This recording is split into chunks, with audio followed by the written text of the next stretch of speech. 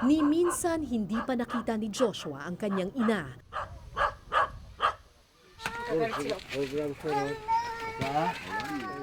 Namatay ito sa panganganak habang isinisilang siya at ang kanyang kakambal. Kailan namatay yung nanay mo? Nung ano po, Pasko, Sino namatay ng Pasko? si nanay ko po. Pasko mismo? Opo. Ilalabas po kami siya kasi namatay.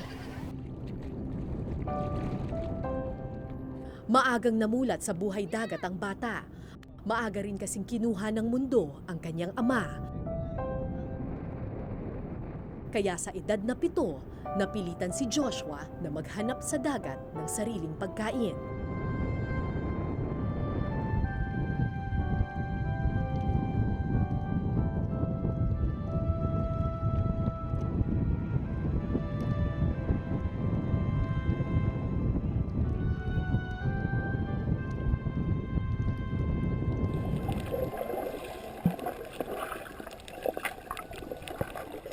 Abalon ang hanap ni Joshua, isang klase ng lamang dagat na in-demand raw sa mga Chinese restaurant.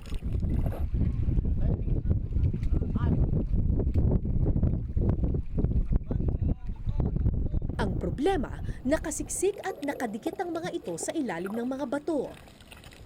Madalang na lang po pag minsan yung abalon. Meron po yung marambangan mo at marami. Pag minsan wala, ganun. Bakit mas gusto mo yung abalon? Kasi yung abalon kat mahal po yun pag ni kilo. Mahal. Magkano ba yun? Pag binibinta namin sa kiluhan po, pag 2 guhit kat 54.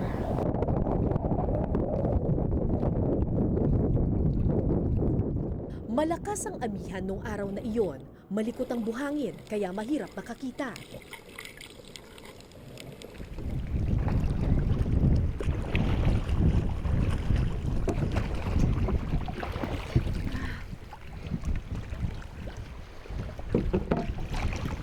Malamig.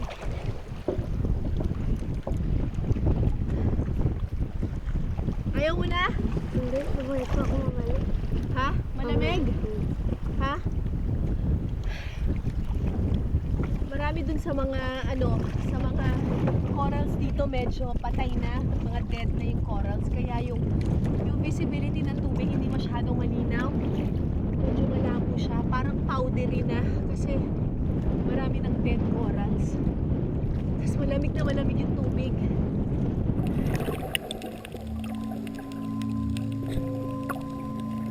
Liban sa Antipara, wala nang ibang anumang suot na pamproteksyon si Joshua. Nakayapak lamang siya habang naglalakad sa ilalim ng tubig. Kaya natakot ako nang makita ko ang isang pulutong ng sea urchin.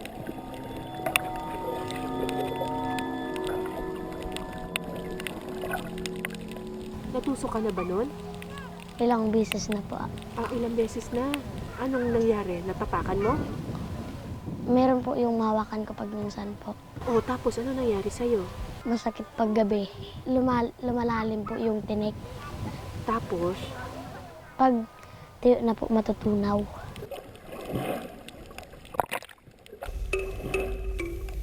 Peligroso man at labis na nakakapagod, hindi tumigil sa pagsisid si Joshua.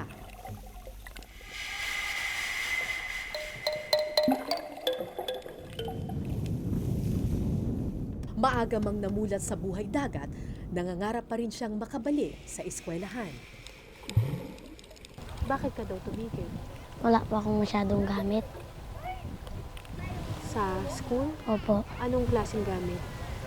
notebook, lapis, ballpen po, kulang. Wala na akong nagamit nung last na pasok ko po. Kat isang papel na lang natira. Isang papel na lang natira. Opo, nung napuno yung di na akong pumasok.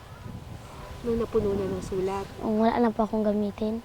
wala bang pambili ng papel? Magkano lang ba ang papel? Pag ano po, pag isang pad po, 15 po. Maya-maya, dumating din ang swerte.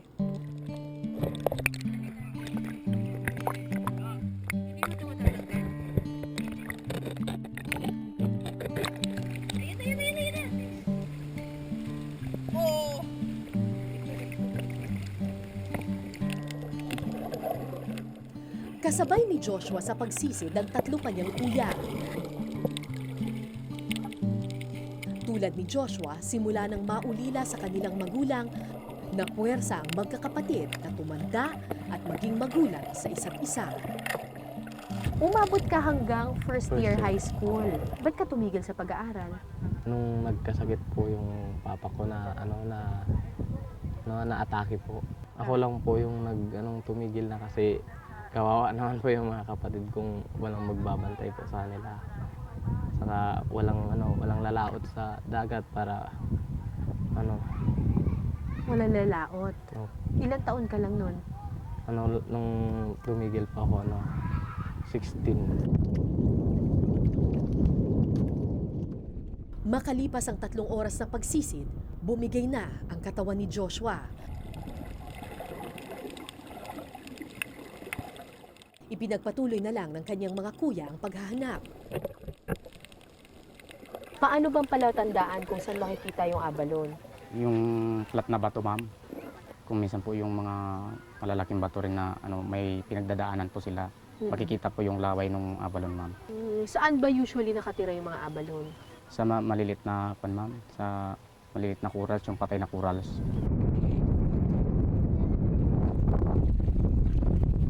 Lagpas tanghalian na nang matapos kami sa paghahanap ng lamang dagat.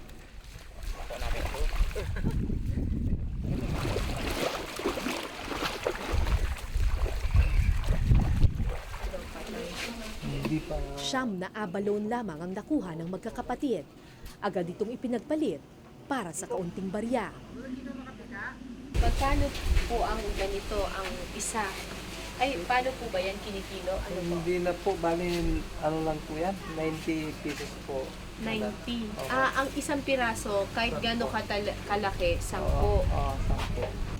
Para sa maghapong pagtatrabaho, 90 pesos lamang ang kinita ng magkakapatid. 90 pesos na paghahati-hatian pa ng 6 na tao kasama na ang may-ari ng bangka. Lumalabas, 15 pesos lamang ang kita ng bawat isa.